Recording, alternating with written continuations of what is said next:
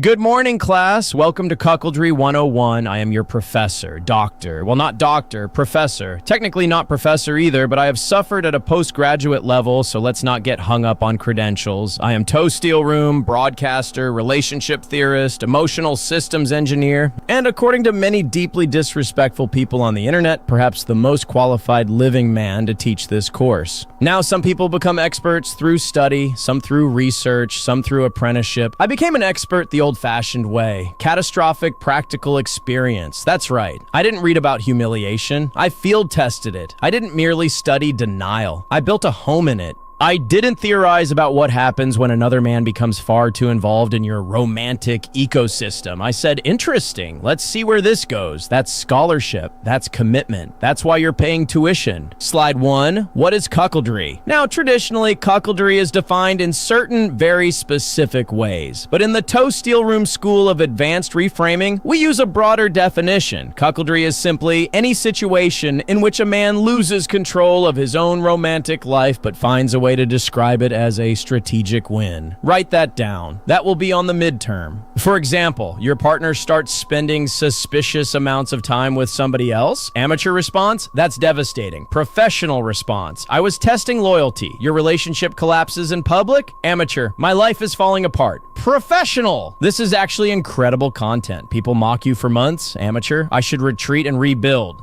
Professional. 10-hour live stream tonight, folks. That is advanced cuckold resilience. Excellent. Good energy. I can tell this is a strong class. Lesson 1, never call it losing. This is foundational. You cannot be humiliated if you refuse the vocabulary of humiliation. People will use words like betrayed, embarrassed, abandoned, publicly annihilated. Ignore those. Those are civilian words. We use broadcast terminology. You were not betrayed. You experienced relationship diversification. You were not abandoned. You underwent domestic restructuring. You were not publicly humiliated. You generated high engagement interpersonal content. See the difference? Language is power. And if you control the words, you can remain emotionally undefeated long after every external indicator says otherwise. So that is what separates the amateur cuckold from the professional. Lesson 2, always blame the audience. Now, one of the biggest mistakes beginners make is asking, what did I do wrong? No, terrible question. Dangerous question. That road leads to self-awareness. And self-awareness is the natural predator of content. Instead, ask, why are people obsessed with me? See? Immediately stronger. Maybe 10,000 people are laughing at your romantic collapse. That does not mean you are humiliated. It means you have reach. It means you are relevant. It means the haters are consuming your brand.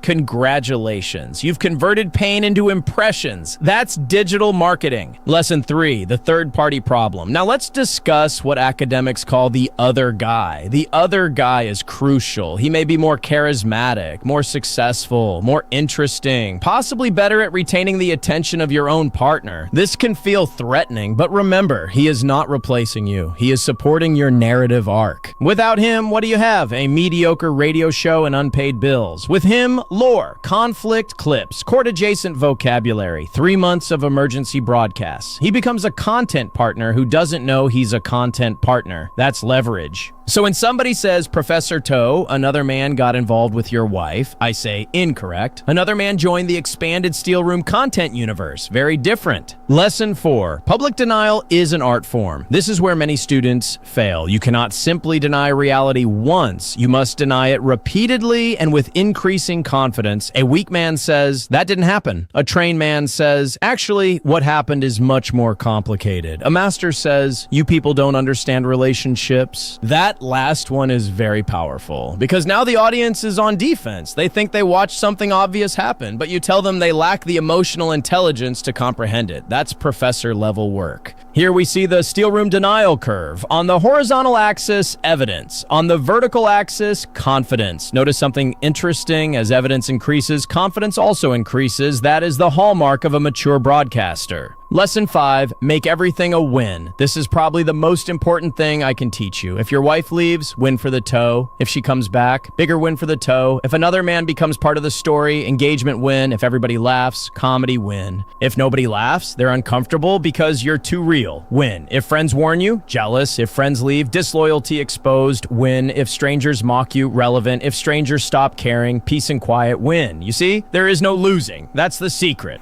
People think resilience means recovering from failure. Wrong. Resilience is refusing to acknowledge the category exists.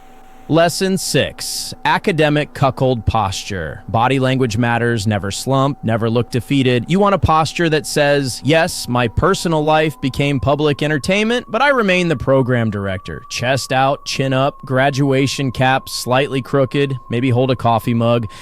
You want to look like a man who has been emotionally bulldozed but still intends to invoice somebody for parking. That's authority.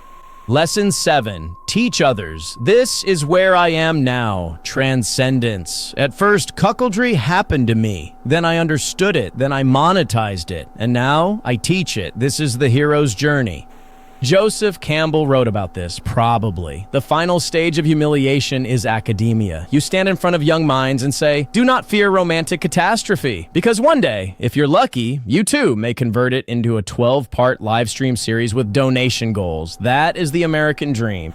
Final exam. Your partner says, we need to talk. What do? A, listen carefully. Wrong. B, reflect on your behavior. Extremely wrong. C, start a live stream titled, The Truth is Finally Coming Out. Correct.